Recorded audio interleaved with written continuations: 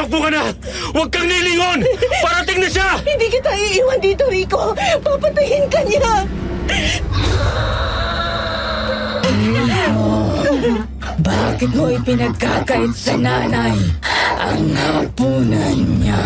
Umalis ka na, sabi! Umalis ka na habang buo pa ang balat mo! Huli na ang lahat. Naamoy ko na siya. Gusto ko ang mukha niya. Makinis, sariwa. Bagay sa koleksyon ko. Subukan mo lumapit. Isasama kita sa impyerno. Akin ang balat mo!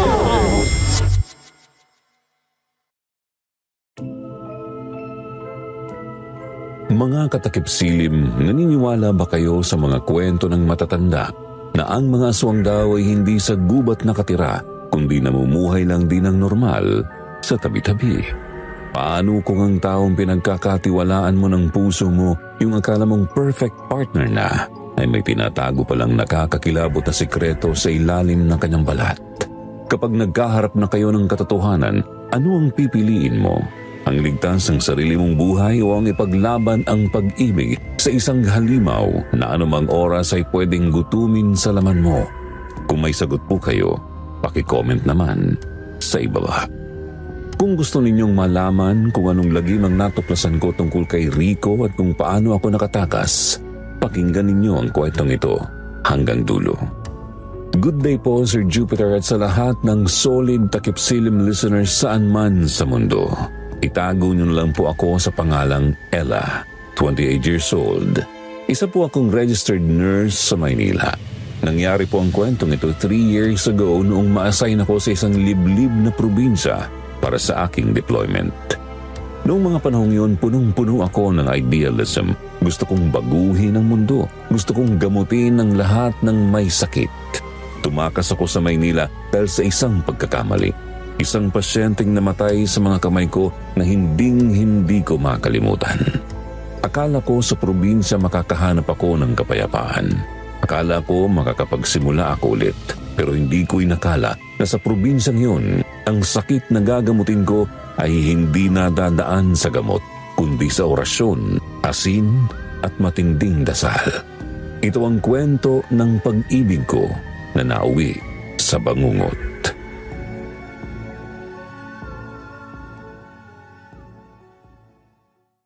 Hindi ko alam kung paano sisimulan ang pagkikwento sa inyo nang hindi nanginginig ang mga kamay ko. Isa akong relief nurse mula sa Maynila at ipinadala ako rito sa Barangay Maligaya para sa isang buwang serbisyo. Pero unang gabi ko pa lang parang gusto ko na agad magpahatid pabalik sa terminal ng bus. Ang hangin dito ay kakaiba. May amoy ng formalin na pilit itinatago ng napakatamis na bango ng bulaklak ng patay. At sa gitna ng ward sa bed 3, nandoon ang pasyente ko. Si Iza. 20 taong gulang pa lang siya. Dapat ay malakas at nasa rurok ng kanyang kabataan pero tila ba unti-unting natutunaw ang kanyang pagkatao sa harap ng mga mata ko. Habang nililinis ko ang kanyang sugat, ramdam ko ang bigat ng kanyang bawat hininga.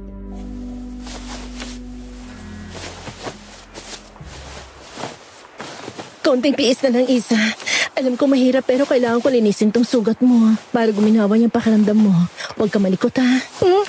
Ate Ella, ang hapdi po. Parang may kumakamot sa loob ng braso ko. Parang may gustong lumabas mula sa ilalim ng balat ko. Tulungan niyo po ako.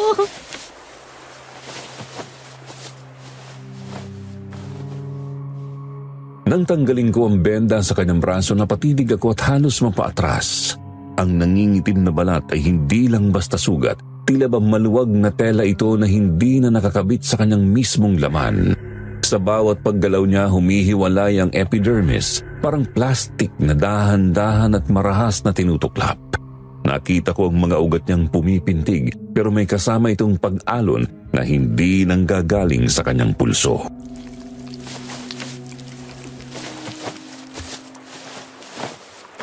Diyos ko, bakit ganito ang tissue niya? Bakit parang balat ng prutas na nabulok ang braso niya? Nurse Ella, pakiusap. Huwag mo nang pakialaman ng pasyente sa bed 3. Hayaan mo lang siya riyan. Kung ayaw mong mapahamak tayong dalawa. Ano ba sinasabi mo, Gigi? Nurse tayo rito. Obligasyon natin gamutin siya. Kita mo ba tong braso ni Isa? Namamatay ng laman niya. Kapag hindi natin to naagapan, kakalat ang infection sa buong katawan niya. Kailangan natin siyang i-transfer sa bayan ngayon din. Hindi mo naiintindihan dahil bago ka pa lang dito. Ang biling Doc Martin, hayaan lang ang bed 3. Hintayin si Kapitana Suling. Siya lang ang pwedeng humawak sa kanya. Magtiwala ka na lang sa akin. Manahimik ka. Ate Ella! Aray! Ninang! Tulong po! Parang hinihiwa ang braso ko!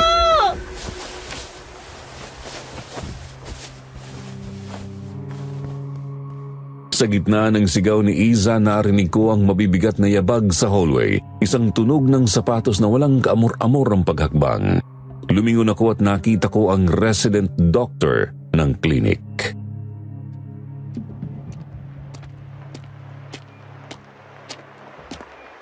Nurse Ella, ano na naman ba itong gulo?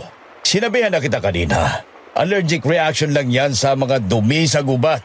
Bakit ba napakatigas ng ulo mo at ayaw mong makinig sa utos? Doc, tingnan niyo ang braso ni Isa. 20 taong gulang na babae ito pero ang balat niya ay parang papel na natutuklap ng kusa. Hindi ito simpleng allergy, Doc. May gumagalaw sa ilalim ng balat niya. Kitang-kita kong pag-alon. Wala akong nakikitang kakaiba. Masyado ka lang sigurong stress sa paglipat mo rito sa probinsya. Huwag mong ipilit ang siyensya mo sa amin. Alam namin ang ginagawa namin sa Maligaya. Ang kailangan ni Isa ay ang lunas ng kanyang ninang. Doc, doktor kayo. May sinumpaan kayong tungkulin. Nakakita niyo ebidensya ng necrosis pero hinahayaan niyo lang pasyente? Paano niya nasisikmura ito? Ang tungkulin ko ay panatilihin ang kaayusan sa klinik na ito. At ang kaayusan ay nakasalalay sa pasya ni Kapitana. Kaya bumalik ka na sa ginagawa mo at huwag nang magtanong.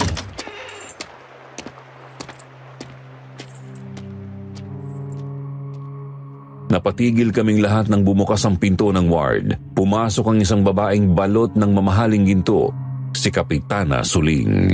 Ang kanyang ngiti ay napakatamis pero may hatid itong kilabot na tila ba nanunuot sa aking buto. Ang bawat hakbang niya ay sinusundan ng amoy ng formalin at mabangong bulaklak.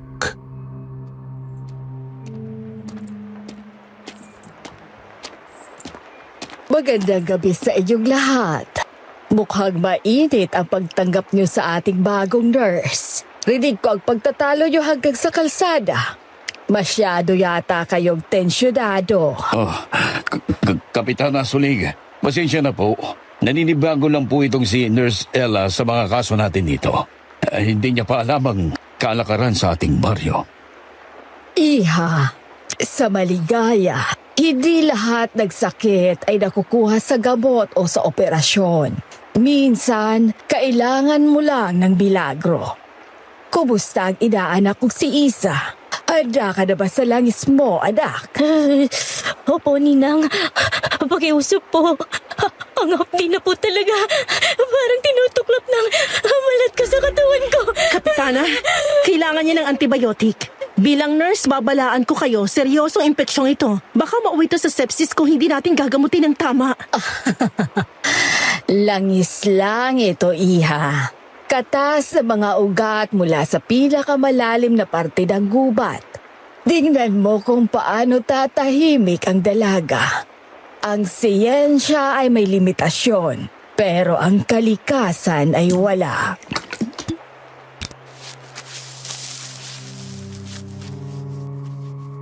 Pinanood ko siya habang ipinapahid ang malapot na itim na likido sa braso ni Iza. Habang papalapit siya, ang amoy ng formalin ay lalong tumapang pero nakapagtataka. Pagdampi ng langis, biglang humupa ang pamamaga.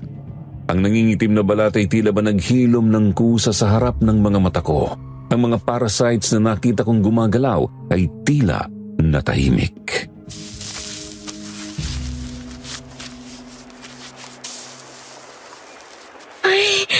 Salamat po, Ninang. Nawala ng hapdi. Napakalamig po sa pakiramdam. Parang bago na ulit ang braso ko. Paanong, Doc, nakita niyo yun? Imposible ang bilis ng reaksyon niyo sa kahit anong gamot. Anong meron sa langis na yan? Sabi sa'yo minsan mas magaling ang luma kaysa sa bago. Huwag ka ng maraming tanong, Nurse Ella. Baka ang susunod na itanong mo ay kung bakit masarap ang karne rito sa amin tuwing may fiesta.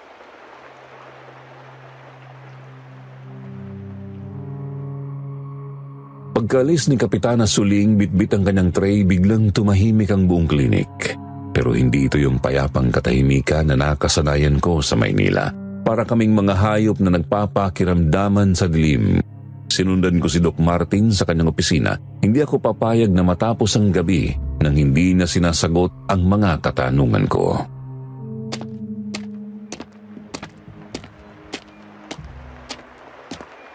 Doc, tasa na si Isa. Bakit bigla siya inilabas ng mga tanod pagkatapos pahira ng langis? Hindi pa siya stable para lumakad o umuwi. Wala man lang discharge papers? Nurse Ella, masyado ka lang maraming tanong para sa isang taong bago pa lang dito. Akala mo ba, kontrolado mo ng lahat dahil lang may degree ka mula sa malaking universidad? Hindi ito tungkol sa degree, Doc. Buhay ng taong pinag-uusapan natin. 20 taon pa lang si Isa. Paano kung may side effect ang itim na langis na yon? Amoy formalin yun, Doc. Pang-imbasa mo yun, hindi pang gamot. Kung gusto mong magtagal dito sa Maligaya, nang buo ang balat mo, matuto kang manahimik at gawin lang ang inuutos sa'yo. Umuwi ka na sa kwartos mo. Para sa ikabubuti mo yan, Ella. Huwag mong piliting buksan ang mga pintong hindi mo kayang isara.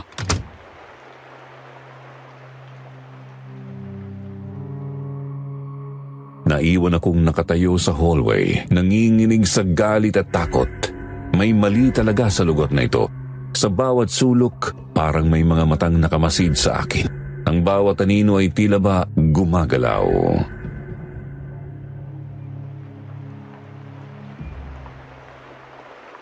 Nurse Ella, pumarito ka bilis. Huwag kang maingay. Baka marinig ka ni Doc sa loob ng opisina niya. Gigi, ano ba nangyayari rito? Saan nila talaga dinala si Isa? Bakit parang lahat kayo takot kay Kapitana? Wala akong nakita, Nurse Ella. At wala ka rin nakita. Yan ang dapat mong itanim sa isip mo. Manahimik ka na lang kung ayaw mong matulad sa nurse na pinalitan mo. Nurse? Ang sabi sa akin ni Doc kanina nag-abroad siya para sa mas malaking sweldo. Iyon ang nakasulat sa turnover notes ko. Abroad? Yan ang sabi nila sa lahat. Pero ang totoo, nung nakaraang full moon, uniform na lang niyang nakuha sa bedtree.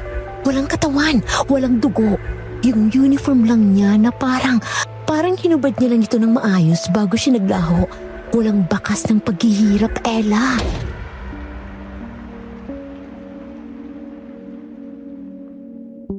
Napatalon ako sa gulat nang may humampas sa bintana. Ang takot na nararamdaman ko ngayon ay hindi ko na kayang ipaliwanag ng siyensya. Parang ang buong gusali ay buhay na buhay kasabay ng gabi.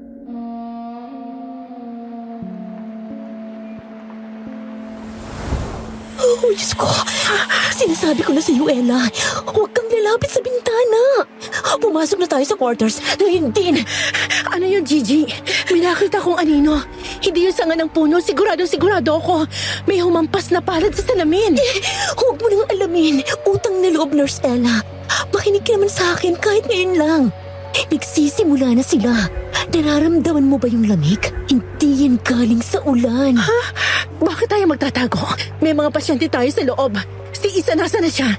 Kung may kung anong hayop sa labas, kailangan malaman ni Doc Martin. Hayop? Akala mo ba hayop lang ang kayang gumawa nun? Ella, tumingin ka sa akin. Huwag kang titingin sa labas. At ikaw, napakaganda ng balat mo. Masyado kang sariwa. Masyado malinis. Iyan ang hinahanap nila. Baka matipuhan ka dyan. Ano bang sariwang sinasabi mo?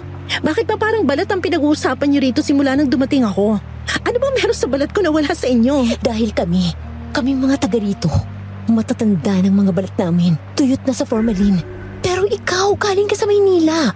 Ang dugo mo, ang bawat hibla ng collagen mo, buhay na buhay. Para kang handaan sa gitna ng mga nagugutom. Collagen? Collagen ang kailangan nila? Ano ba sila mga cosmetic surgeons na naging halimaw? Gigi, hindi na nakakatawa to ha? Sana nga biro lang to, Ella. Pero narinig mo ba yung kalmot? Hindi yan titigil hanggat hindi sila nakakatikim ng bago. Pakiusap, pumasok na tayo. Baka bukas wala na rin matira sa mukha mo kung magmamatigas ka pa rito. Kung gusto nilang balat ko, dumaan muna sila sa akin.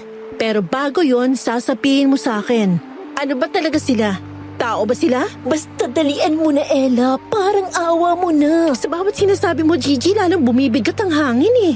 Hindi ko alam kung mababaliw na ba ako o kailangan ko nang maniwala sa mga bagay na dati sa pelikula ko lang napapanood.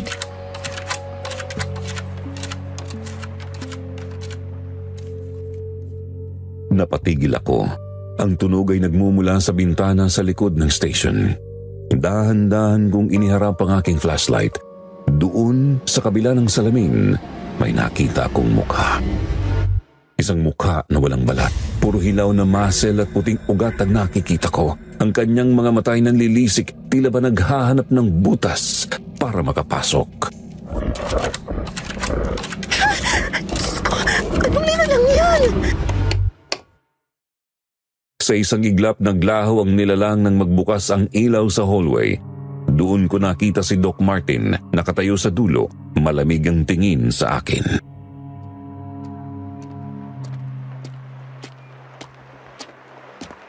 Sabi ko sa iyo, Ella, huwag kang masyadong mausisa.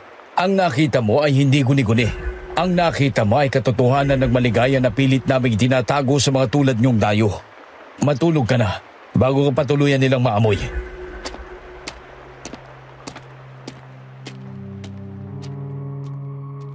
Hindi ako nakinig kay Doc. Sa halip na matulog, bumalik ako sa bed tree habang hindi nakatingin si Doc Martin. Gusto kong makita kung may naiwan si Iza na pwedeng magsilbing ebidensya. Ang amoy ng formalin ay lalong tumatapang sa parting ito ng ward. Tila ba nandito pa rin ang presensya ni Kapitana.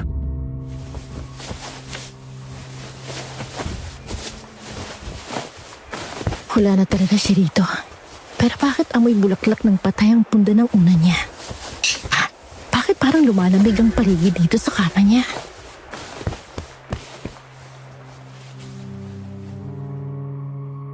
Kinapako ang ilalim ng unan. Wala akong nahanap na gamot pero may napansin akong maliit na patak ng itim na langis sa sahig, malapit sa paanan ng kama. Kumuha ako ng cotton bud mula sa aking bulsa at pasimple itong isinawsaw sa malapot na likido. Itinago ko ito sa loob ng isang maliit na vial.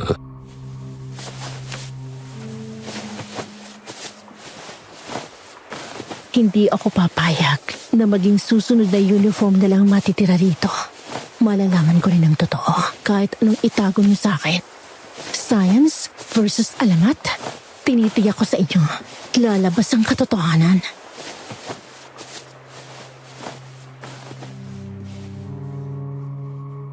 Sa gabing yon, habang nakahiga ako sa quarters at nakatitig sa kisame, na-realize ko na hindi lang ulan ang naririnig ko. May mga kaluskos sa bubungan. Mga kaluskos na parang mga kuko na dahan-dahang gumagapang. Ang Maligaya ay hindi lang isang baryo, isa itong bitag at kaming mga bago rito, kami ang pain. Hindi ako makapikit. Ang bawat tunog sa labas ng aking pinto ay nagiging banta. Inilabas ko ang aking microscope na palihim kong dinala mula sa Maynila. Kailangan kong suriin ang itim na langis na yon. Kung totoo ang sinasabi ni Gigi, hindi ito simpleng gamot.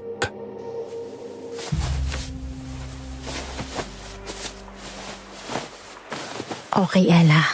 Focus. Tingnan natin kung anong sikretong tinatago mo, Kapitana Suling. Isang patak lang. Ayan.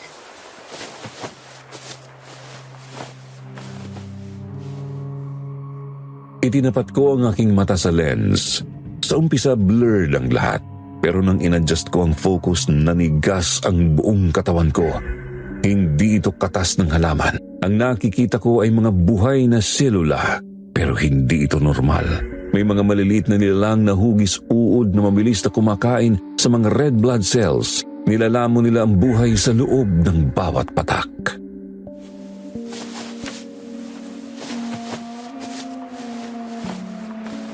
Diyos ko. Hindi ito gamot. Isang uri ito ng parasite. Isang parasite na kumakain ng laman habang buhay pa ang host. At ang langis, dugo ito ng tao. Purong dugo ng tao na hinaluan ng preservatives.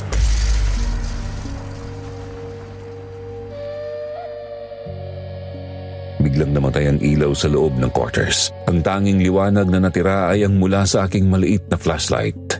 Sa kabilang kama narinig ko ang pagbangon ni Gigi.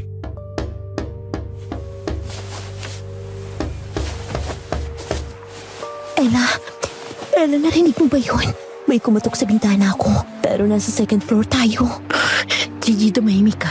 Hawakan mo tong flashlight. Huwag kang titingin sa bintana kahit anong mangyari.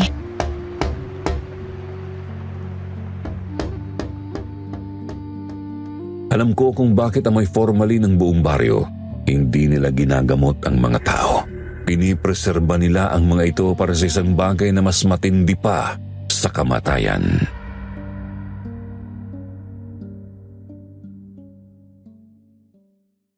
Pagkatapos kong makita ang mga parasite sa microscope, hindi na ako makahinga ng maayos. Ang quarters namin ni Gigi biglang naging kabaong sa sikip.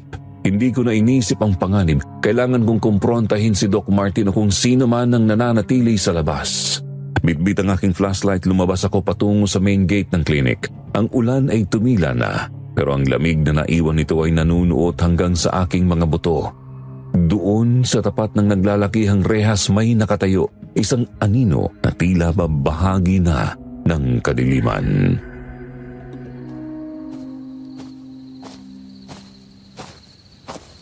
Sino yan? Kung balak mong manakot, nagkakamali ka ng tinatarget. Sarado ng klinik, bumalik ka na lang bukas. Bakit gising ka pa, nurse? Hindi ba sinabihan na kayo ni Doc Martin na patayin ang lahat ng ilaw kapag sumapit ng 12:00? Ang liwanag sa quarters nyo ay parang parola sa gitna ng gubat. Nakakaakit ang mga bagay na hindi nyo gustong makita. Ibaba mo nga yung flashlight mo.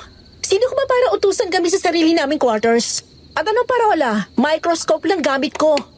Tiko, ako ang tanod na nagbabantay sa paligid ng health center. At ako rin ang anak ni Kapitana Suling.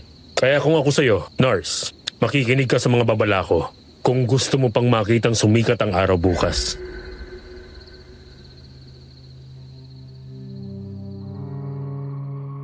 Sa ilalim ng liwanag ng aking sariling flashlight, tumambad sa akin ang mukha niya, si Rico. Inasahan kong makakita ng isang matandang barumbado pero ang nasa harap ko ay isang lalaking nasa kanyang mga late 20s. Moreno, matangkad at may mga matang tila ba pagod na sa mundong ginagalawan niya.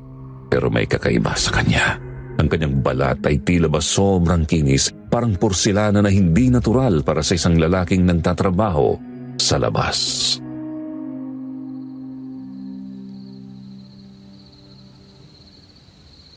Pwes Rico, mabutit nagpakita ka. Pakisabi sa nanay mong kapitana na hindi ako tanga. Nakita ko ang langis na ipinahid niya kay Isa. Nakita ko ang mga parasite sa loob noon.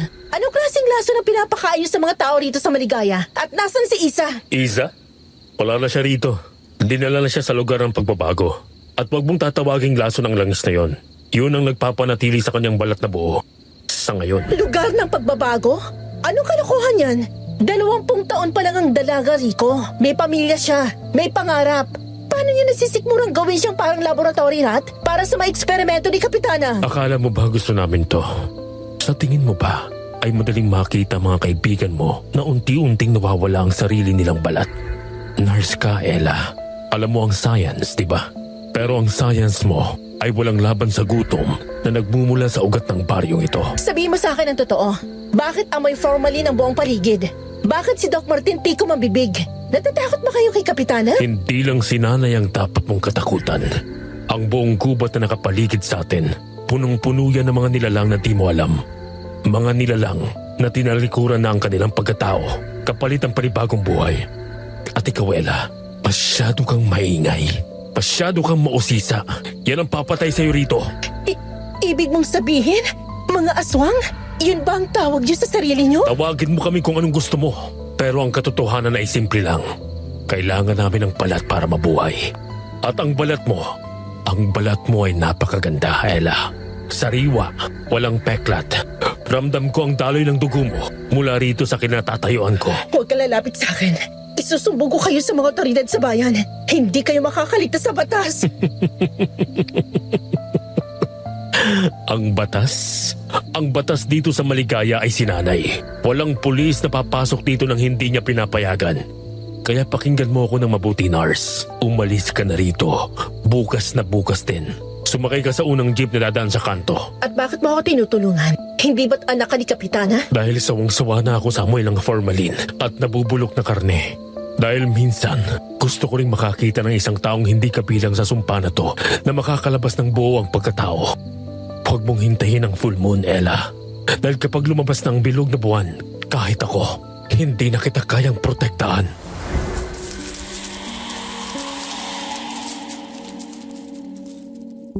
Biglang umihip ang isang napakalakas na hangin na tila ba may dalang bulong. Narinig ko ang kaluskos na mga dahon sa likuran ni Rico. May kung anong gumalaw na anino, mabilis, maliksi at nakakatakot.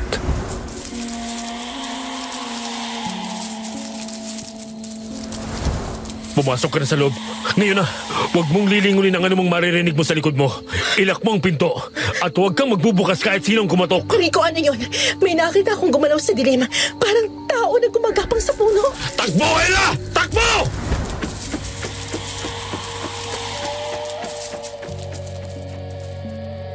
Tumakbo ako nang hindi lumilingon. Bawat takbang ko sa hallway ay tila ba hinahabol ako ng libu-libong kuko. Pagpasok ko sa quarters, agad kong nilak ang pinto at isinandal ang likod ko rito.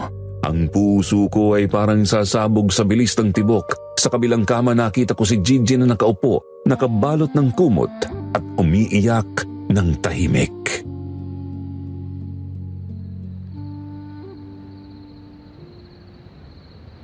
Nakausap mo siya, diba? Nakausap mo si Rico. Sabi ko naman sa'yo, huwag kang lalabas. Gigi, ano bang klase lugar to? Sabi ni Rico, kailangan daw nating umalis. Sabi niya kailangan nila ng balat para mabuhay. Totoo ba yun?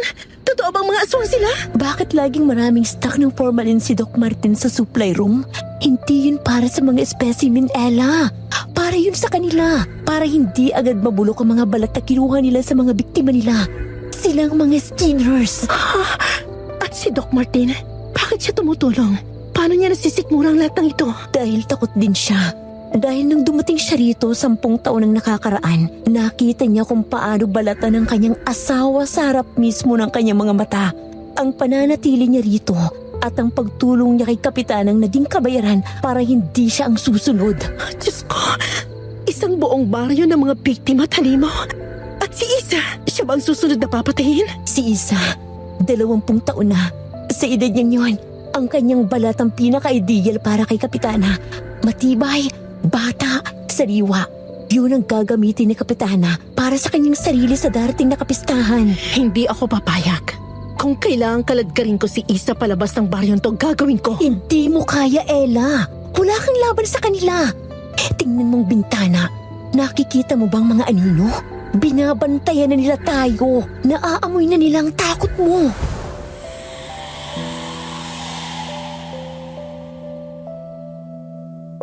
Lumingon ako sa bintana. Sa kabila ng dilim may nakita akong mga matang kumikinang. Dilaw parang sa pusa, pero ang laki ay sa tao. Nakakapit sila sa labas ng salamin at tila ba tinitingnan kung kailan ako tuluyang bibigay.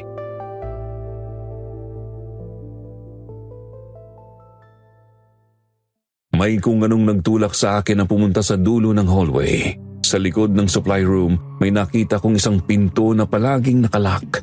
Gamit ang susing nakuha ko sa mesa ni Gigi, dahan-dahan ko itong binuksan. Ang bumulagta sa akin ay hindi mga gamot kundi isang amoy na halos magpasuka sa akin. Ang amoy ng pinaghalong suka, dugo at kemikal.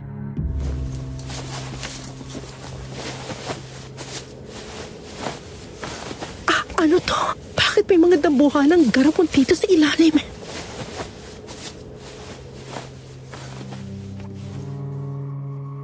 Itinutok ko ang flashlight ko sa mga estante. Doon nakita ko ang mga koleksyon ni Kapitana Suling.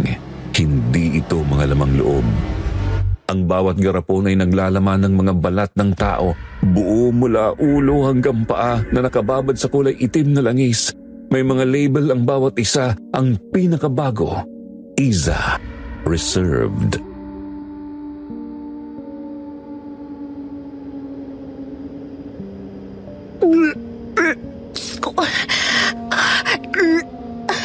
Ang balat nila, nakasabit dito na parang jacket sa hanger. Paano nila nagagawa ng ganito kalinis? Tinatawag yan na whole body playing, Nurse Ella. Doc Martin, Isang sining ni tanging ang Skinner lang ang nakakaalam. bakit kayo na dito? Bakit nyo ito hinahayaang mangyari? Akala mo ba ay madali para sa akin na makita ang mga kasamahan ko na nagiging display dito? Pero alam mo ba kung anong kapalit nito? Ang bawat balat na kinukuha ni Kapitana ay nagbibigay ng kapayapaan sa maligaya sa loob ng 5 taon. Walang sakit, walang epidemya, walang namamatay sa gutom. Pero buhay ang kapalit! Pinatay niyo sila! Hindi ako ang pumatay sa kanya. Ang tradisyon ang pumatay sa kanya. At ngayon, si Isa naman ang magsasakripisyo. 20 taon na siya, Ella. Ang kanyang collagen ang nasa pinakamataas na kalidad. Kung hindi natin ibibigay ang balat niya kay Kapitana, ang gutom ni Kapitana ang lalamon sa buong baryo. Ikaw ba? Handa ka bang makitang mamatay ang lahat dito dahil lang sa awa mo sa isang tao? Hindi ako naniniwala sa logic niyo, Doc. Ang pagpatay ay pagpatay. Kahit ano pang dahilan ang ibigay niyo. Masyado kang idealista. Pero tignan mo ang sarili mo. Sa bawat minutong nananatili ka rito, ang amoy ng formalin sa basement na ito ay nanunuod sa iyong baga. Alam mo ba kung anong ginagawa nun? Pinapatay nun ang pagkatao mo habang pinipreserba ang balat mo.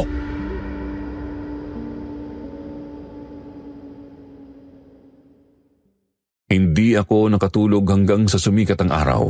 Ang bawat minuto ay tila ba 1 taon ng pagdurusa. Nang mag-umaga, agad akong pumunta sa ward. Inasahan kong makikita si Iza na nanghihina. Pero ang tumambad sa akin ay isang bagay na mas nakakatakot pa sa kamatayan.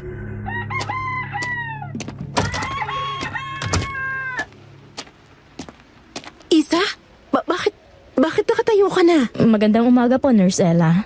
Sabi ko naman sa inyo, malakas po ako. Magaling na po ako.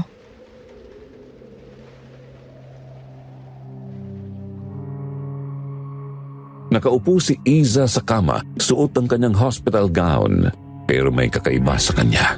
Ang kanyang braso na kagabilang ay nangingitim at natutuklap, ngayon ay makinis na. Pero ang pagkakakinis nito ay hindi normal. Parang balat ng prutas na wax ang texture. Wala itong mga buhok, walang pores, at ang kulay masyadong maputla.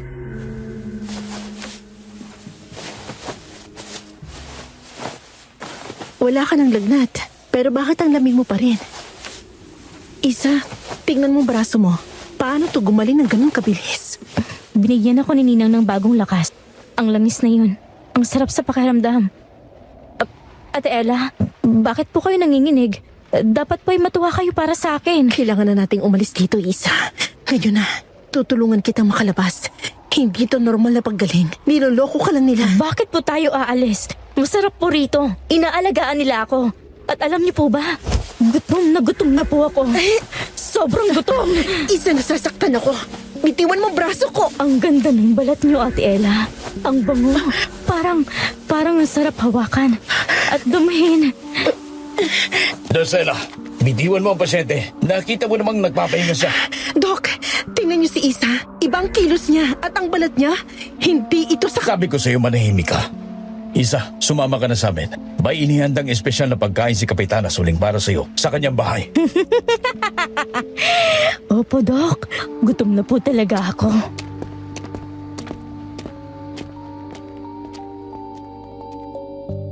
Pinanood ko sila na maglakad palabas. Si Iza, na halos kasing edad ko lang, ay naglalakad na parang isang manika na hinihila ng mga tali. Lumingon siya sa akin bago lumabas ng pinto at sa kanyang mga mata, nakita ko ang isang bagay na hindi ko kailanman malilimutan. Ang kanyang mga pupil ay unti-unti nang nagiging dilaw.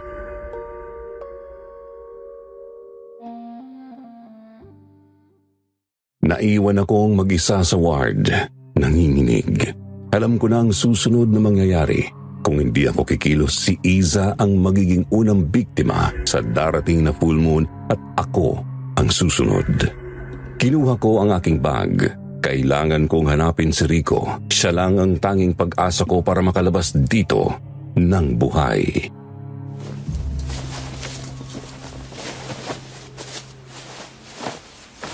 Hindi ako papayag. Hindi ako susuko ng walang laman. Science man o sumpa, dudurugin kong baryong to kung kailangan.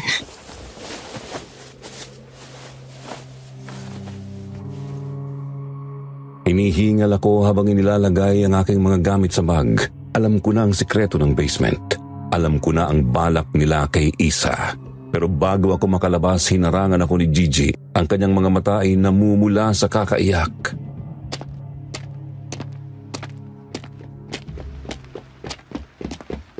Huwag kang pupunta sa gubat, Ella. Pakiusap.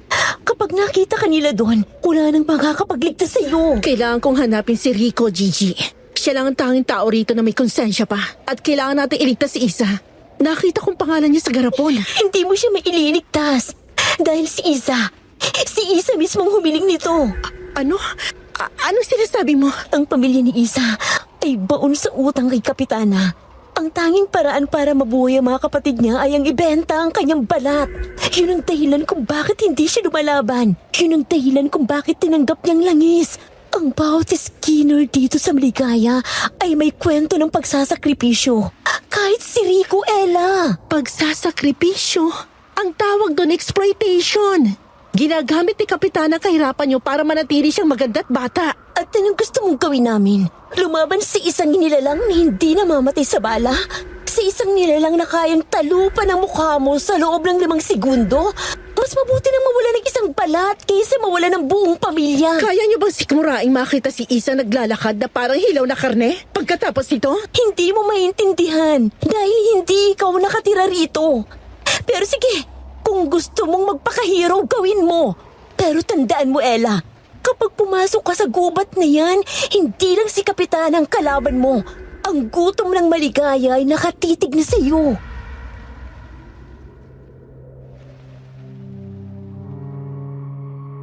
Hindi ko na hinintay na lumubog ang araw.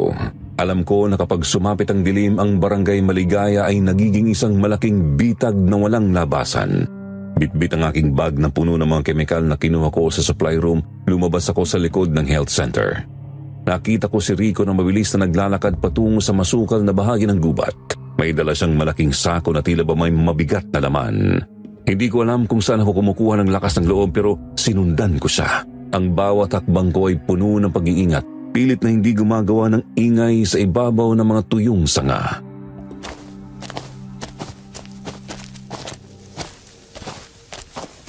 Saan ka pupunta, Rico? Ano yung dala mo? Siguraduhin mo lang na hindi mo ako dadalhin sa kamatayan ko.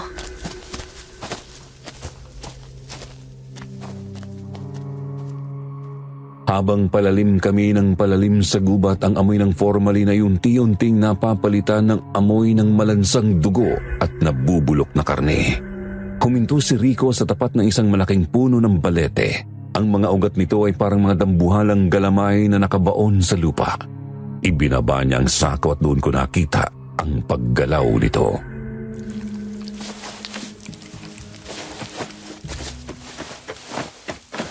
Rico! Tumigil ka!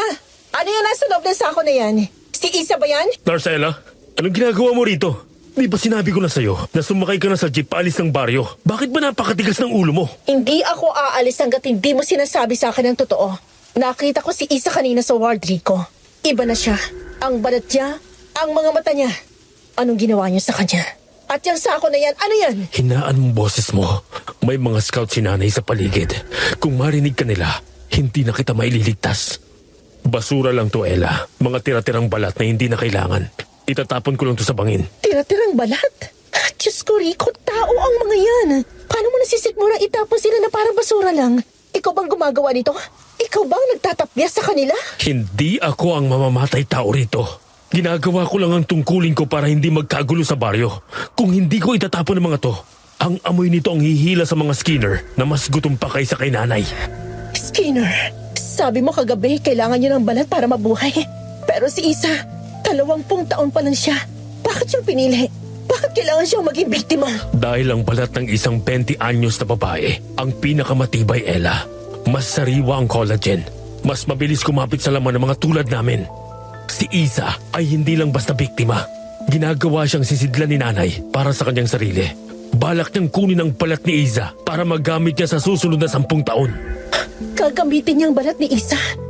Ibig mong sabihin, papatayin niyang inaanak niya para lang magmukhang bata?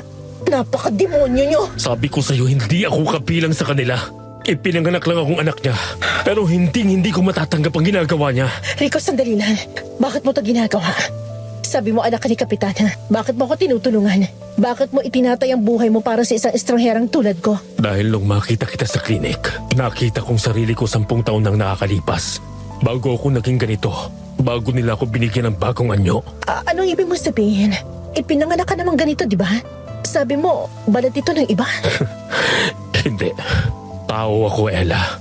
Isang ordinaryong batang mahilig maglaro sa ulan. Pero nung magkasakit ako, ang nanay ko, si Kapitana Suling, akala ko gagamutin ako. Pero nung magising ako, iba na ang kulay ng balat ko. Iba na ang nararamdaman ko. Ang lamig. Ang lamig na hindi nawawala kahit magbilad ako sa araw. Ibig mo sabihin, si Kapitana Suling, siya ang pumatay sa pagkatao mo? Pinatay niya ang bata sa loob ko para magkaroon siya ng isang tanod na hindi napapagod. Isang anak na susunod sa lahat ng utos niya.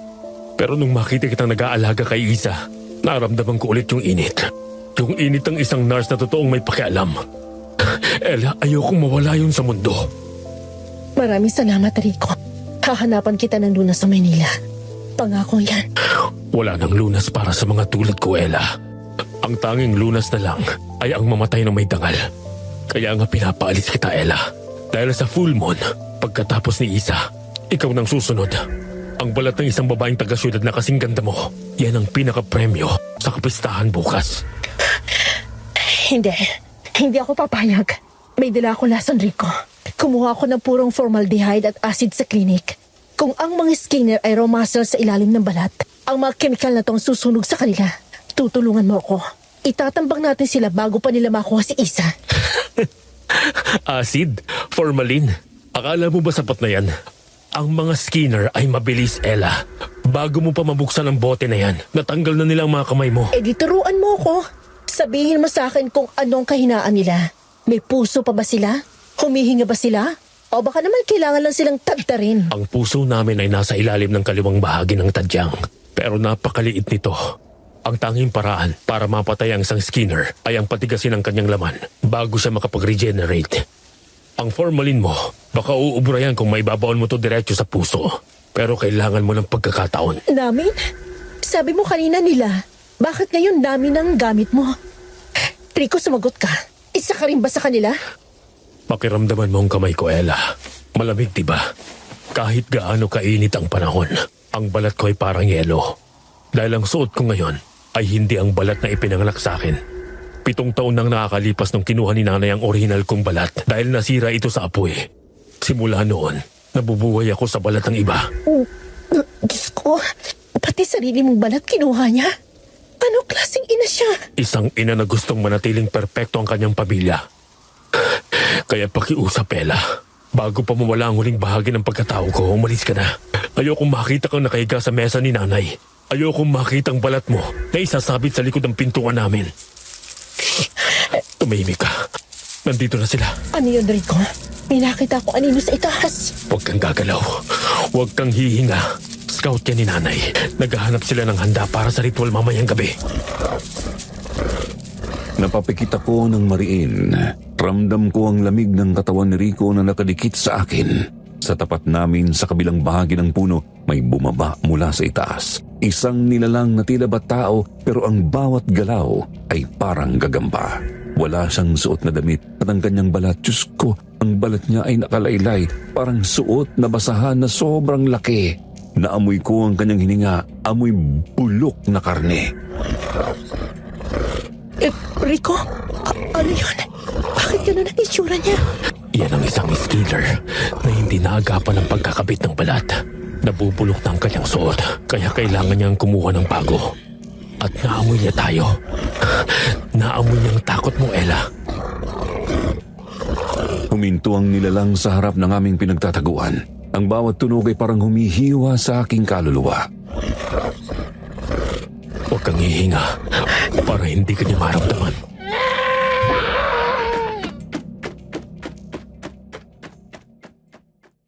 Sa di kalayuan ay may narinig kami at nagkatinginan kaming dalawa at ang skinner na nag-aabang sa akin ay mabilis na tumungo sa gawing yun. Isang hiyaw na hindi sa tao pero pamilyar sa aking pandinig. Sinundan namin ang tunog hanggang sa marating namin ang isang maliit na kuweba. Sa loob, nakita ko si Isa. 20 taong gulang pa lang siya pero ang kanyang katawan ay tila ba gumanda.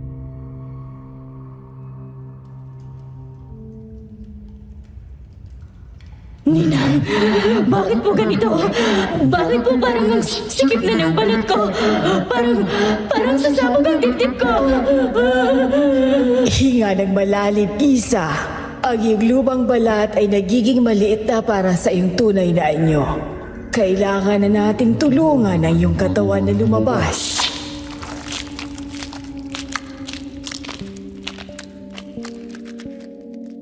Nakita ko ang mga kamay ni Kapitana Suling at ang kanyang mga kuko ay nagsimulang humaba. Nagiging parang mga matatalas na scalpel. Dahan-dahan niyang itinusok ang isa sa kuko niya sa batok ni Isa.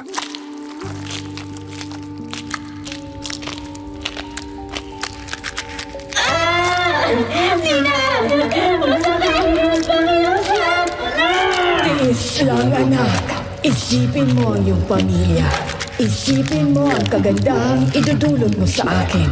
Isang hiwa lang dito hanggang sa bewang. Rico, kailangan natin pigilan yan. Binabalatan niya na si Isa habang buhay pa ito. Huwag ka. Kapag sumugod tayo ngayon, pareho tayong mamamatay. Tignan mo, hindi lang si nanay ang nandun.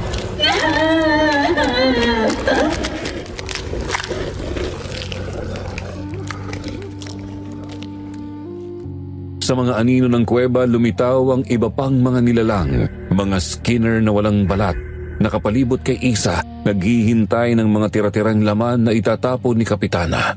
Sila ang pamilya na sinasabi ni Rico. Mga taong tinalikuran na ang liwanag para sa walang hanggang gutom.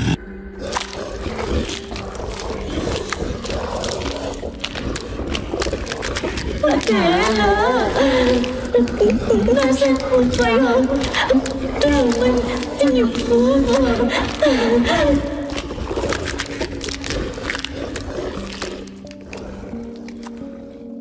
Ang tawag ni Isa ay tila ba isang punyal sa aking puso. Bilang nurse, ang tungkulin ko ay magpagaling pero dito sa gitna ng gubat wala akong ibang magagawa kundi manood habang ang isang inosenteng buhay ay kinakatay para sa vanity ng isang halimaw. Nawala sa paningin ko si Rico.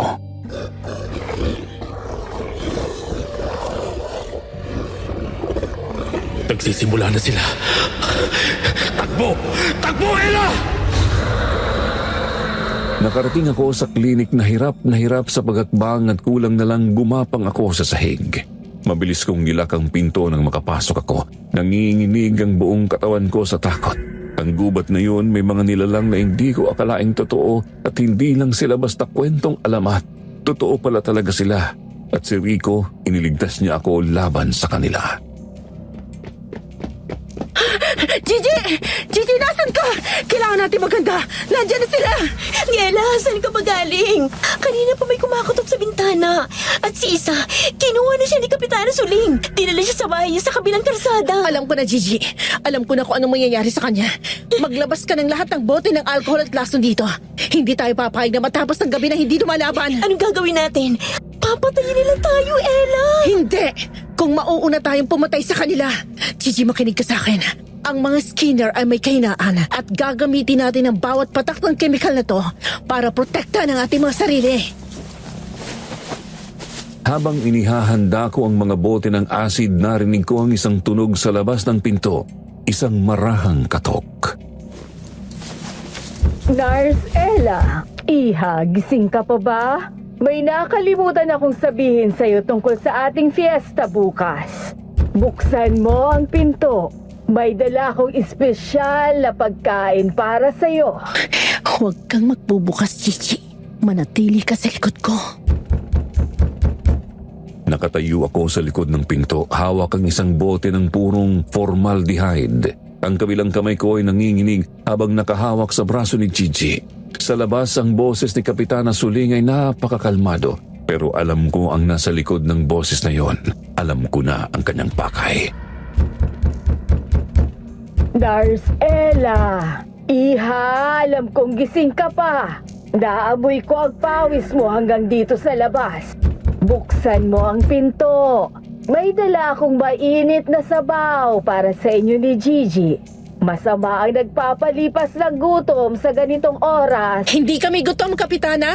At masama rin ang bubulabog ng mga taong nagpapahinga. Bumalik na lang kayo bukas sa umaga kung may kailangan kayo. Bukas ng umaga. Masyado nagmatagal yon, Iha. Alam mo na ba na ang ating fiesta? Kailangang handa ang lahat.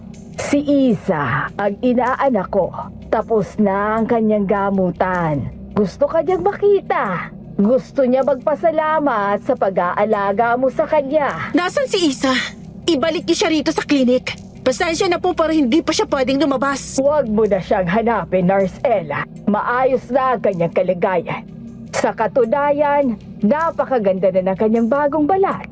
Gusto mo bang makita? Isang silip lang sa bintana at makikita mo kung gaano siya kapormal para sa darating na ritual.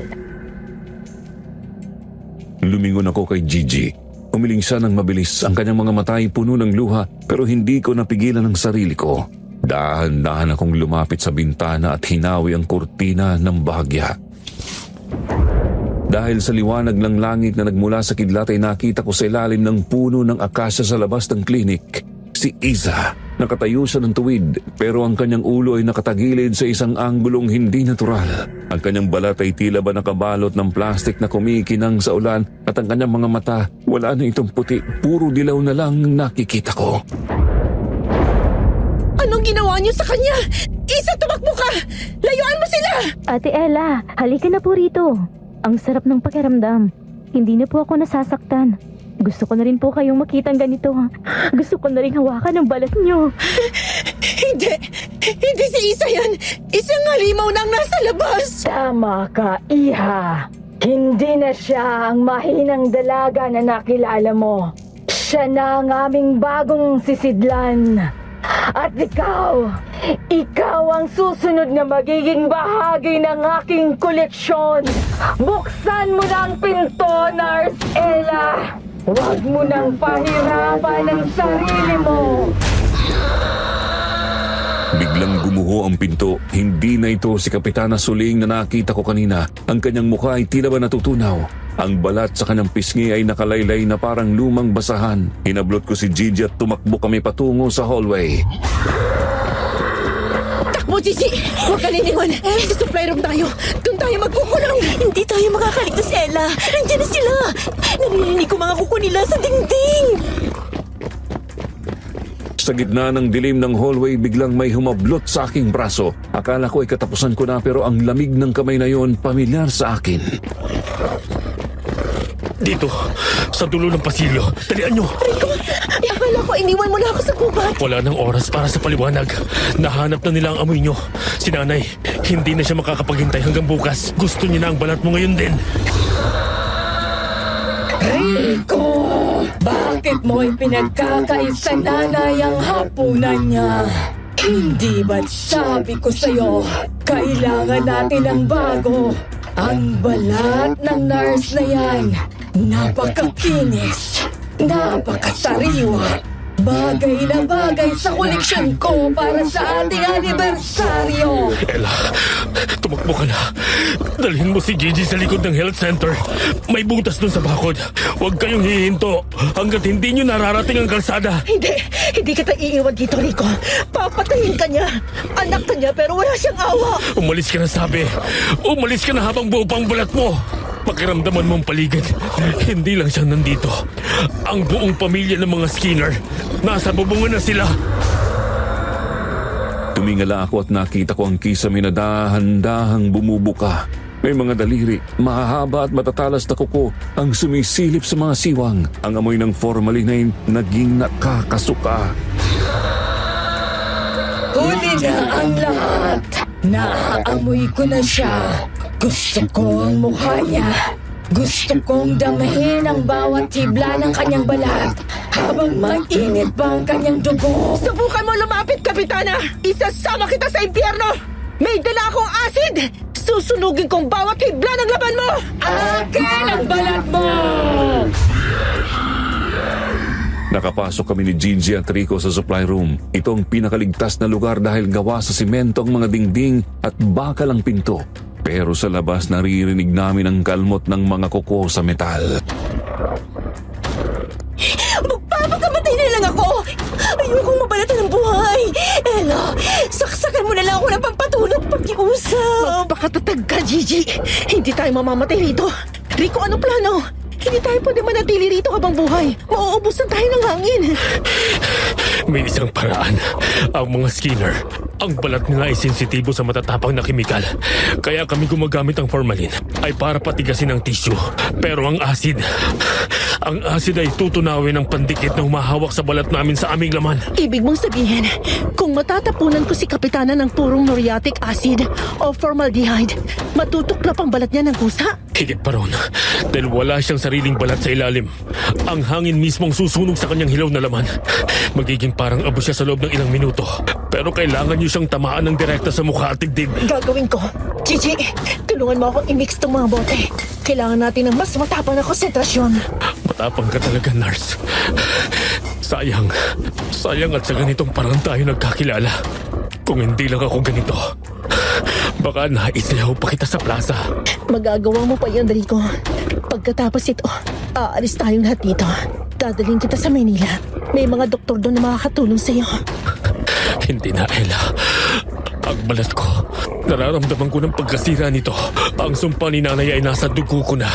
Ang magagawa ko na lang ngayon ay siguraduhin makakaalis ka ng buo. Buksan mo ang pinto! Gutom na si Isa! Gusto niya ng bagong kalaro! Gusto niya ang nurse mo! Narinig ko ang boses ni Isa, pero hindi na ito boses ng tao. Isang matinis na hiyaw na parang isang hayop na nasasaktan.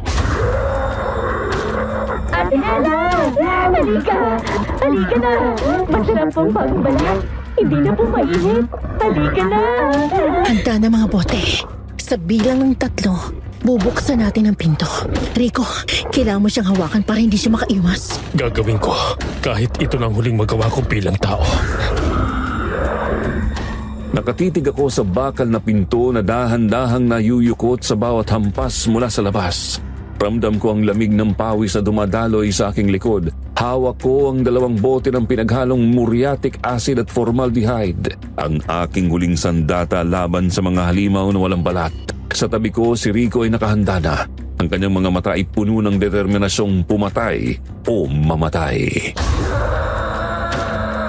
Rico, sigurado ka ba rito? Kapag binuksan natin ang pinto, wala na tong balikan. Wala na tayong ibang pagpipilian, Ella. Mas gusto ko pang mamatay na lumalaban kaysa panoorin kang balatan ni nanay sa harap ko. Sa bilang ng 3. 1, 2, 3!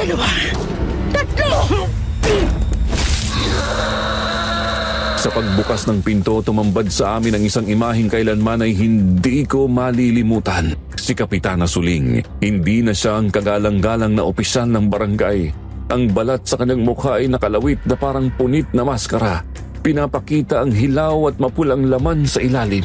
Ang kanyang mga mata ay nanlilisik sa galit at sa tabi niya si Iza. Ang dalaga ay gumagapang sa kisame. Ang kanyang mga kuko ay nakabaon sa simento.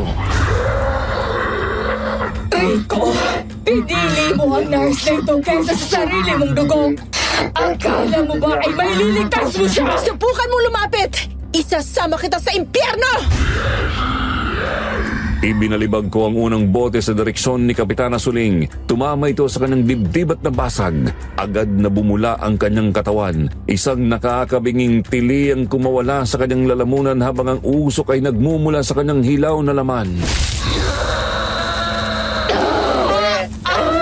Ang balat ko! Ang balat ko! Rico, tulungan mo ako! Wala ka ng anak, nanay! Tatapusin ko lang sumpa mo sa maligaya! Sinugod ni Rico sa Kapitana Suling at nagpambuno sila sa sahig. Habang nangyayari yun, biglang bumagsak si Iza mula sa kisabe, direkta sa harap ko. Ang kanyang bibig ay bumubuka, naglalaway para sa aking balat. Ate Ella, kailangan ko mukha mo. Mainit pa. Gumising ka! Hindi ikaw yan! Inasinta ko si Isa ng pangalawang bote pero mabilis siya. Tumalon siya sa pader at muling gumapang sa taas. Sa ibaba nakikita ko si Rico na nahihirapan. Ang balat ni Rico ay nagsisimula na ring matuklap dahil sa dikit ng asid na tumalsik mula kay Kapitana. Ella, ang malaking galon sa siya. Buhusan mo kaming dalawa. Gawin mo na! Hindi ko kaya, Rico. Madadamay ka. Gawin mo na! Umalis ka na habang buo pa ang balat mo. Hindi ko na kayang pigilan ang gutom ko, Ella. Naamoy na kita. Wala na akong pagpipilian. Kinuha ko ang malaking galon ng formaldehyde at ibinuhos ito sa kanilang dalawa. Ang tili ni Rico at Kapitana Suling ay nagsama. Bumuo ng isang nakapanghihingilabot na koro ng kamatayan.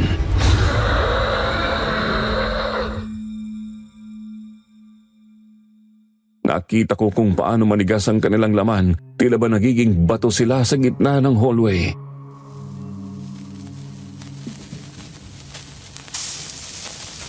Uli na ang lahat! Naamoy ko na ang kapatid ko, Rico! Huwag kang pipitin!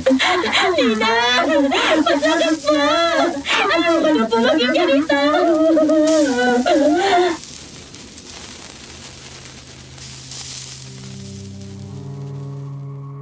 Si Iza ay biglang bumagsak, nangingisay sa sahig. Ang kanyang bagong balat ay unti-unting natutuyo at nagiging parang papel.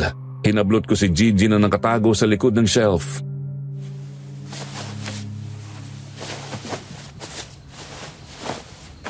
Gigi, tara na! Habang wala pang ibang mga Skinner! Pero si Rico, si Doc Martin, paano sila? Wala na tayong magagawa para sa kanila. Takbo!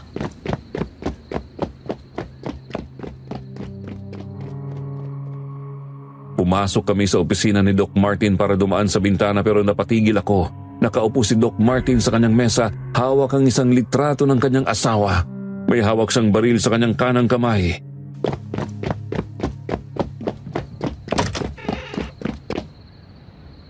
Tapos na, Ella. Wala nang maligaya. Wala nang pundo. Wala nang kapitana. Doc, ano yung baril? Tara na! Ligtas ng hallway! Ligtas? O walang ligtas sa baryong to, Iha. Ang virus ng mga Skinner ay hindi lang nasa balat, nasa hangin ito, nasa tubig, nasa kaluluwa ng bawat tao na nananatili rito. Tignan mo ang kamay mo, Ella.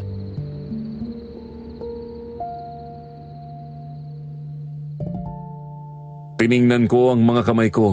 Nanlaki ang mga mata ko, ang aking mga kuko. Nagsisimula na rin silang maging madilaw. At ang balat sa aking mga daliri ay tila ba lumuluwag ng bahagya.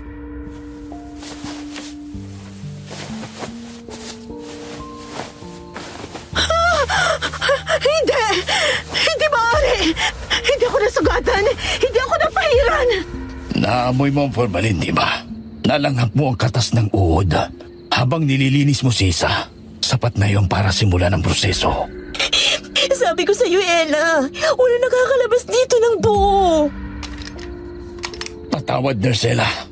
Sana ay mas masarap ang magiging balat mo kesa sa asawa ko.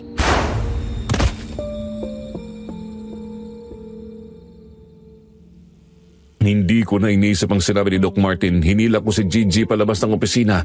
Ang dilim ay unti-unti nang napapalitan ng liwanag ng umaga.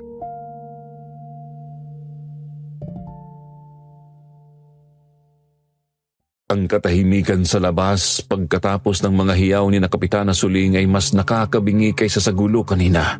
Ang hallway ay puno ng naninigas na laman at natutunaw na balat. Pero hindi yun ang inuuna ko. Nakatingin ako sa aking mga braso. Ang balat ko parang nagiging kasing kinis ng porselana.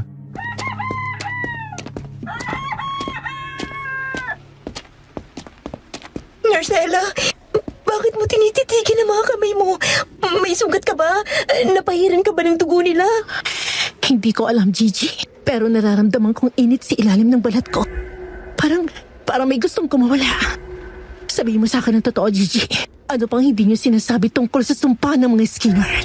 Sapat ba talagang malanghap ang formalin para mahawa? Sabi ni Doc Martin noon, ang mga Skinner ay hindi lang basta nilalang. Ang kanilang dugo ay may dalang pinhi. Kapag ang isang tao ay nakaranas sa matinding takot sa piling nila, Bumubukas sa mga pores ang ating balat. Doon pumapasok ang amoy. Ang mga parasite na nasa hangin. Bakit ganyan mo lang sinabi?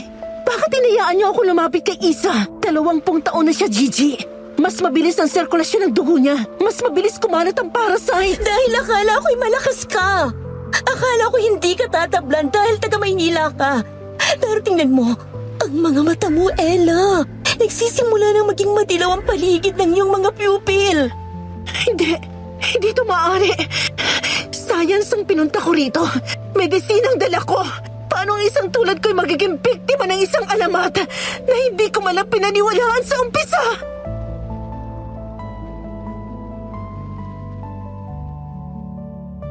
Hinawakan ko ang aking mukha. Ang balat ko ay napakalambot, masyadong malambot. Nang pinisil ko ang aking pisngi, hindi ito bumalik agad sa dati.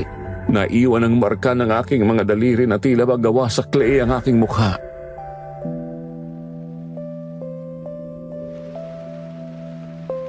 Gigi, kailangan nating humanap ng antidote sa opisina ni Doc Martin. May mga luma siyang research papers, di ba?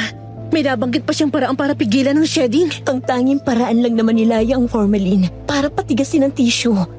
Pero kapag ginamit mo yun, magiging katulad ka na rin nila. Maninigas ang iyong damdamin, mawawala ang iyong pagkatao. Magiging isa ka na lang nasuot na balat.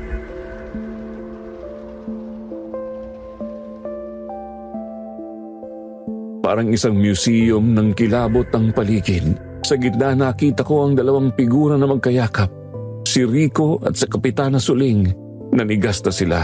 Ang acid at formaldehyde ay ginawa silang parang mga rebultong gawa sa hilaw na karne at simento. Ang mukha ni Rico ay nakatingin sa akin. Ang huling sulyap ng pag-asa ay nananatili sa kanyang mga matang naging bato na.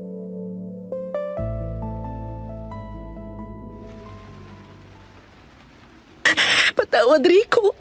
Patawad kung ito lang ang tanging paraan na nahanap ko para iligtas ka. Huwag ka nang tumingin sa kanila, Ella. Wala na silang nararamdaman. Pero si Isa, nasan siya? Lumingon ako sa dulo ng hallway. Doon sa ilalim ng kumukurap na ilaw nakita ko si Isa. Ang dalaga ay nakatayo sa tapat ng bukas na bintana. Ang kanyang balat ay dahan-dahan ang natutuklap mula sa kanyang balikat. Lumalawit na parang balat ng ahas. Pero ang nakakatakot ay ang kanyang ngiti. Ate Ella, ang sarap po ng hangin. Nararamdaman ko ng kalayaan. Wala na po si Ninang para utusin ako. Ngayon, ako na kukuha ng gusto ko. Isa, lumaban ka. Hindi mo kailangan maging halimaw. Bumalik ka rito. Tutulungan ka namin ni Gigi. Tulong? Tingnan niyo ang sarili niyo, Nurse Ella. Mas sariwa pang balat mo kaysa sa akin. Alam mo bang, habang tinitingnan kita, mas lalong kumakating laman ko. Gusto kong maramdaman kung gaano kalambot ang mukha mo. Subukan mo lumapit, Isa. At tatapusin kong sinimulan ko kay Kapitana. Magkikita pa tayo, Ate Ella. Sa susunod na full moon, kapag kailangan mo na rin ng bagong suot, alam mo kung nasan ako.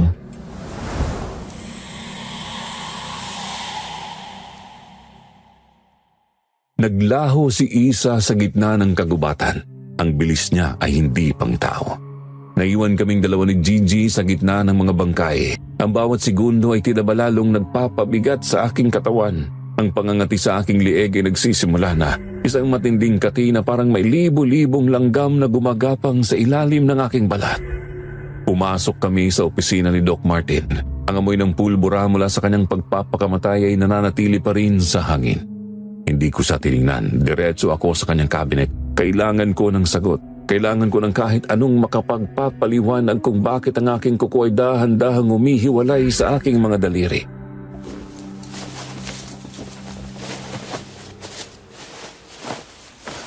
Nasaan na yun? Sabi ni Gigi may mga research siya dito. Eto. Ito, Maligaya Syndrome.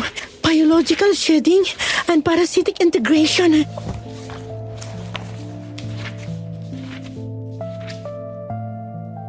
Binasa ko ang mga sulat ni Doc Martin. Nakasaad doon ang katotohanan. Ang mga Skinner ay hindi sumpa. Isa itong uri ng mutated parasite na kumakapit sa nervous system. Ang tanging paraan para mabuhay ang host ay ang kumuha ng bagong balat bawat 10 taon dahil natutunaw ng parasite ang orihinal na tissue.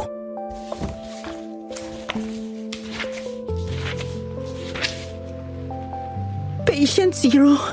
Suling. Diyos ko. Si Kapitana nagdala nito rito. At ang lahat ng nakasalamuha niya, ang lahat ng nakalanghap ng kanyang amoy ay magiging ganito rin. Ibig sabihin, wala nang lunas? Maging ako ba, Ella? Maging ako ba ay magiging ganyan? Sabi rito, depende sa exposure. Ikaw, matagal ka nang narito para hindi ka lumalapit sa shedding process. Pero ako ang humawa kay Isa nung nagsisimula na siya mag-transform. Ako ang naligo sa amoy ng kanyang pagbabago. Ella, ang liig mo, ang balat mo sa leeg, lumuluwag na. Alam ko, nararamdaman ko. Parang may humihila sa balat ko pababa. Gigi, makinig ka sa akin. Kunin mo ang lahat ng pera sa drawer ni Doc. Kunin mo ang susi ng kanyang sasakyan sa garahe. Umalis ka na rito. Paano ka? Hindi kita pwedeng iwan dito. Hindi mo ba naiintindihan? Sa loob lang ng ilang oras, mawawalan na ako ng kontrol. Ang gutom na nararamdaman ni Isa, nararamdaman ko na rin. Ayokong ikaw ang maging unang biktima ko.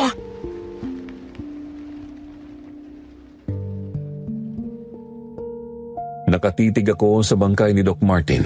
Ang kanyang ulo ay nakasandal sa kanyang mesa, tila ba natutulog lang siya pagkatapos ng isang mahabang shift. Pero ang butas sa kanyang sentido ay nagsasabi ng ibang kwento. Kinuha ko ang litrato ng asawa niya na hawak niya kanina. Isang magandang babae, may ngiti na puno ng buhay. Ngayon ang balat ng babaeng ito ay suot na ng isang halimaw sa hallway.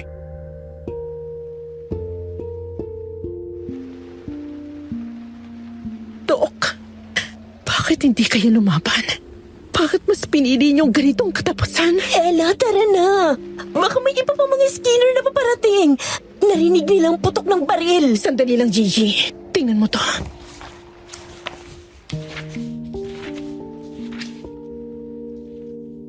May isang maliit na notebook sa ilalim ng kanyang kamay. Binuksan ko ito. May nakasulat. Kung sino man ang makakabasa nito, huwag kayong lilingon. Ang maligaya ay hindi nagpapatawad. Ang tanging paraan para matalo sila ay ang sunugin ang bawat hibla ng kanilang koleksyon.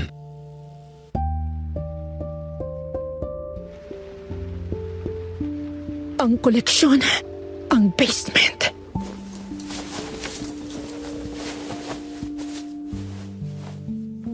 Kinuha ko ang lighter sa mesa ni Doc. Itinapon ko ang lahat ng alkohol at mga kemikal sa loob ng opisina. Bago ako lumabas, sinalaban ko ang mga kortina. Kung ito ang huling hiling ni Doc, tutuparin ko. Susunugin ko ang lahat ng alaala ng maligaya kasama ang mga balat na ninakaw nila.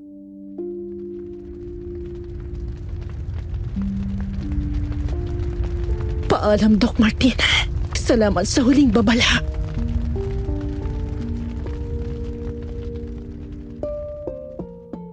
Pinilit ko si Gigi na magmaneho. Nakaupo ako sa backseat, balot na balot ng jacket at scarf kahit na mainit ang panahon. Ang bawat pagtama ng damit sa aking balat ay nagbibigay ng matinding hapdi para akong sinusunog ng buhay.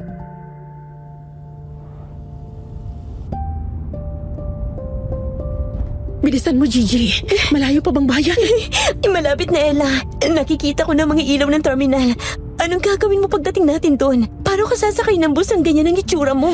Magagawa kong paraan. Basta makalabas lang tayo sa radius ng maligaya. Sabi sa research ni Doc, ang parasites ay nangihina kapag malayo sa mother host. Baka tumigil ang proseso kung makakarating ako sa Maynila.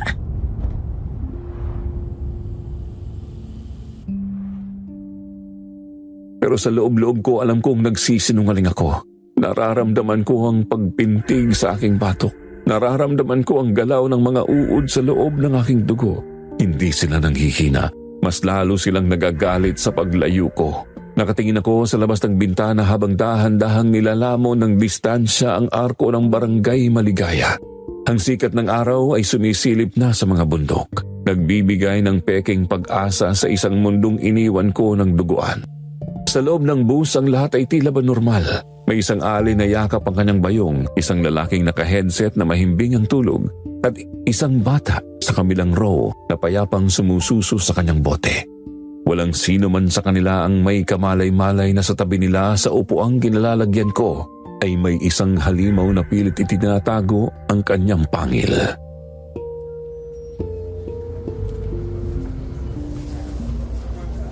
Gusto ko lang maging normal. Gusto ko lang bumalik sa dati kong buhay. Nang tanging inaalala ko ay ang shift ko sa ospital at ang traffic sa EDSA. Pero bakit ang bigat ng katawan ko? Bakit parang ang sikip ng suot kong balat?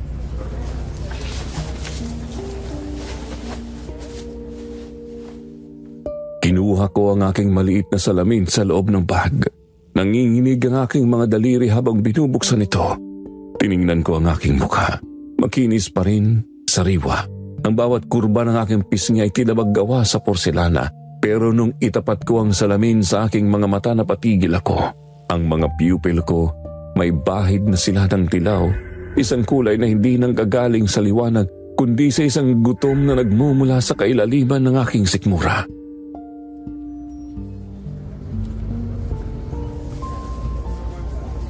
Kapitana Suling was right. Minsan, mas magaling ang luma kaysa sa bago. Sabi niya, ang balat ay maskara lang. Isang tela na kailangang palitan kapag kupas na. Bakit nararamdaman ko ang pagpingpig sa ilalim ng aking batok? Bakit parang may mga uod na nagsisimulang maghabi ng bagong sarili sa loob ko?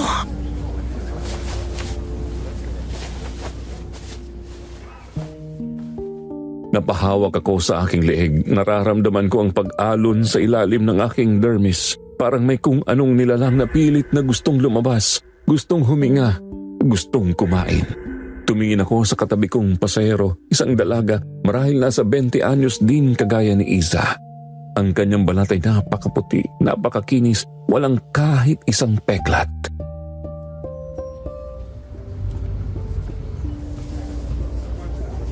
Napakaganda ng kanyang balat. Masyadong sariwa.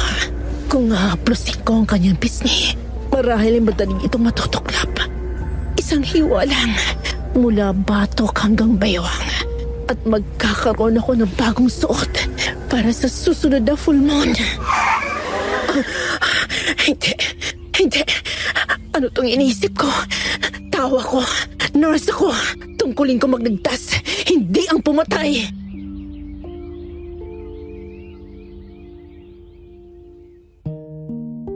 Huminga ako ng malalim, pilit na pinapakalma ang aking nagwawalang sistema.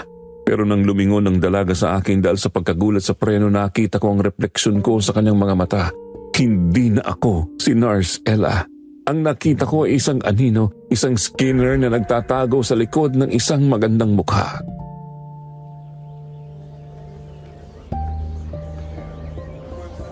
Wala na si Rico para pigilan ako.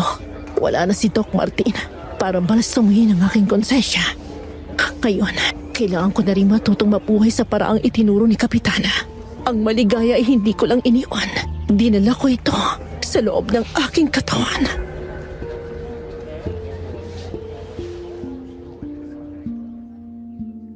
Tiningnan ko ang kalsada na papasok na sa lungsod.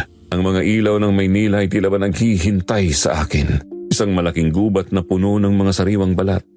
Napangiti ako ng bahagya. Isang ngiti na hindi na umaabot sa aking mga mata.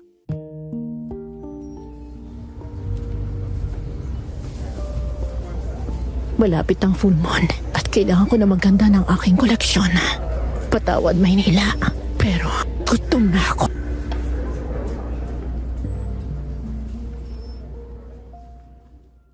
Isang linggo ang nakalipas simula nang lisanin ko ang maligaya. Pero ang maligaya hindi pa rin umaalis sa loob ko. Nandito ako sa aking apartment nakakulong.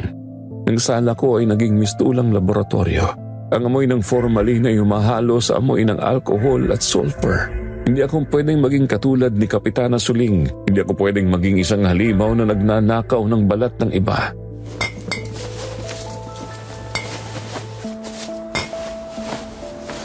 Hindi ako papayag. Nurse ako. Alam ko ang biology ng mga parasite na to.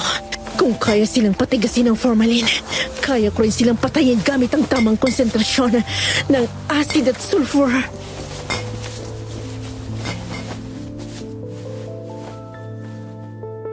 Tiningnan ko ang aking braso. Ang balat ko ay tila ba nagiging transparent. Nakikita ko na ang mga itim na uod na gumagapang sa ilalim ng aking mga ugat. Ang pangangati ay hindi ko na matiis, para akong sinusunog ng buhay mula sa loob.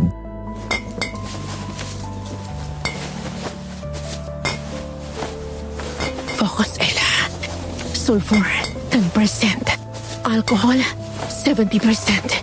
Kailangan kong iturok to diretso sa lymph nodes ko. Ito lang ang tanging paraan para pigilan ang shedding.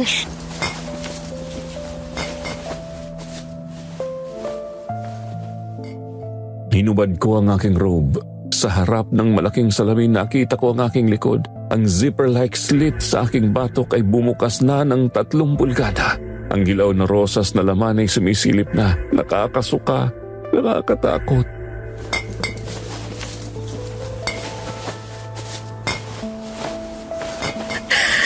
Patawad, Panginoon, pero kailangan ko tong gawin. Kung laso ng pumatay sa pagkatao ko, lason din ang magbabalik sa akin.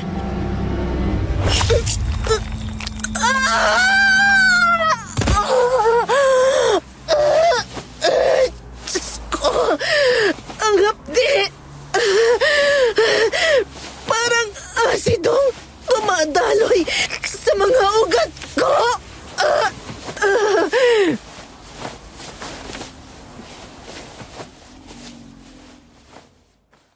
Bumagsak ako sa sahig. Ang bawat kalamnan ko ay kumirot, pero sa gitna ng hapdi may nakita akong himala. Ang mga itim na uod sa ilalim ng balat ko nagsimula silang mamatay.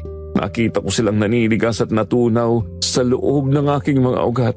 Ang siper sa likod ko, dahan-dahan itong nagsara. Tila ba tinatahi ng isang hindi makitang kamay. Ito ang mga bahagi ng katawan kung saan madalas maglagi ang mga impeksyon at parasites, at dito ko rin itinurok ang ginawang antidote.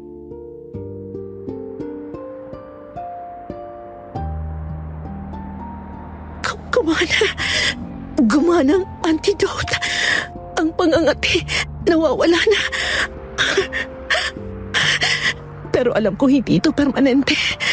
Ang parasites ay bahagi na ng DNA ko. Kailangan ko magturok nito linggo-linggo hanggang sa maubos ang balat ko sa kakatusok.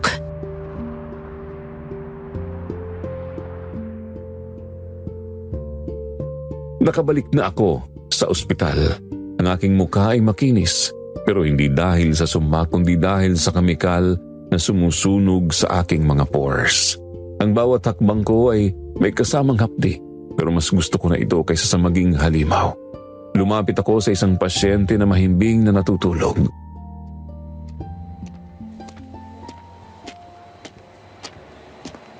Magandang gabi po. Ako po ang nurse nyo. Nakita ko ang kanyang braso. Napakakinis. Napakasariwa. 1 linggo na nakalipas nung huli ako nagturok ng antidote. Nararamdaman ko na naman ang kiliti sa aking batok. Ang gutom, pumabalik na naman. Hindi ako magpapadala. Pero hanggang kailan ko kayang sunugin ang sarili kong laman para lang hindi ko makuha ang sayo? Patawad. Pero kailangan ko na ulit ng bagong dose.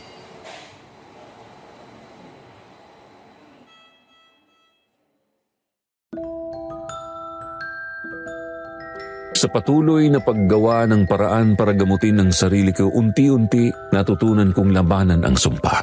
Saglit akong tumigil sa serbisyo bilang nurse para ilayo ang sarili sa tukso. Pinagtunan ko po ng pansin ang paggamot sa sarili ko. Makalipas ang halos kalahating taon sa walang patid na pagsubok, naubos ang sumpa sa loob ng katawan kong sinusubukang alisin ang pagkatao ko. Gayunpaman sa mga naunang buwan, natakot akong lumabas ng bahay at makakita ng ibang tao sa takot na baka bumalik ang gutom na mahirap punan. Dahan-dahan kong sinubukan hanggang sa nakayanan ko. Nanalo ang siyensya sa akin.